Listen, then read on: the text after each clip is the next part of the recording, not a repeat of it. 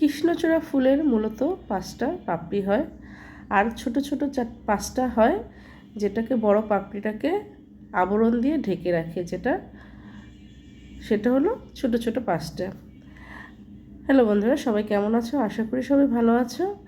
কৃষ্ণচূড়া ফুল ড্রয়িং নিয়ে আসলাম তোমাদের মাঝে। কথা বলতে খুব কষ্ট হচ্ছে, ঠান্ডা লেগেছে, বুঝতেই পারছো। আমি খুব ভালো আঁকাঝুঁকি করতে পারি না, যতটুকু পারি ততটুকু তোমাদের মাঝে শেয়ার করলাম। সপ্তাহের প্রথম দিন ফেসবুক মামা আমাদের সবাইকেই উইকলি চ্যালেঞ্জ হাতে ধরিয়ে দিয়েছে, তাই একটা বড় ভিডিও তো দিতেই হয়। এখানে আমি একটা সার্কেল করে নিয়েছি যাতে পাপড়িগুলো সমান থাকে। আসলে কৃষ্ণচূড়া ফুলের নির্দিষ্ট কোনো আকারে পাপড়ি না, এক একটা ফুলের পাপড়ি এক এক রকম হয়। এটা তোমাদের মন মতো দিলেই হবে, আমি আমার মতো করে নিচ্ছি।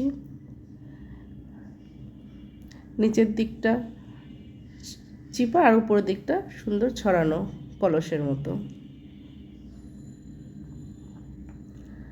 আসলে আমার কোনো প্রাতিষ্ঠানিক শিক্ষা নাই, যতটুকু শিখেছি ছোটোবেলা মাকে দেখে দেখে শিখেছি। আমার মার হাতের কাজ অনেক বেশি সুন্দর ছিল, আমার মা অনেক সুন্দর আলপনা করতে পারতো, সেলাই কাজে খুব ভালো পারতো, হয়তো সেখান থেকে কিছুটা গুণ পেয়েছি।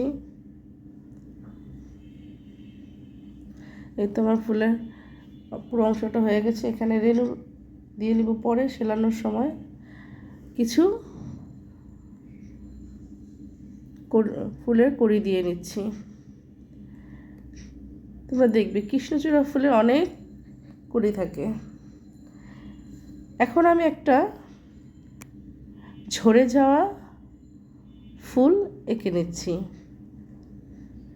এখানে ফুলের পেছন দিকটা এখানে আমি দেখানোর চেষ্টা করেছি। 5টা পাপড়ি থাকে, তো আমি এখানে 3টা পাপড়ি এঁকে নেব। 2টা পাপড়ি ঝরে গেছে।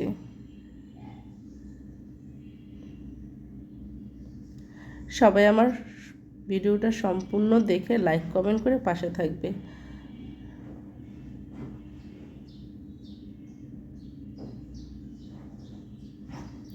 এই তো 2টা পাপড়ি আমার হয়ে গেছে, এই আরেকটা পাপড়ি দিয়ে নিলাম। কিছু ফুলের রেণু দিয়ে দিলাম, আরও কয়েকটা ফুলের ছোট ছোট করে দিয়ে দিলাম। এখন এঁকে নিব পাতা। পাতা যদি না আঁকি তাহলে কি হয় বলো? আসলে সেলাইয়ের সময় এগুলা যেখানে যতটুকু ভালো লাগা খারাপ লাগা আমি সেটা সেলাইয়ের মাধ্যমে ফিনিশিং দিয়ে নিব, কারণ আমি আগেই বলেছি আমি খুব ভালো আঁকতে পারি না।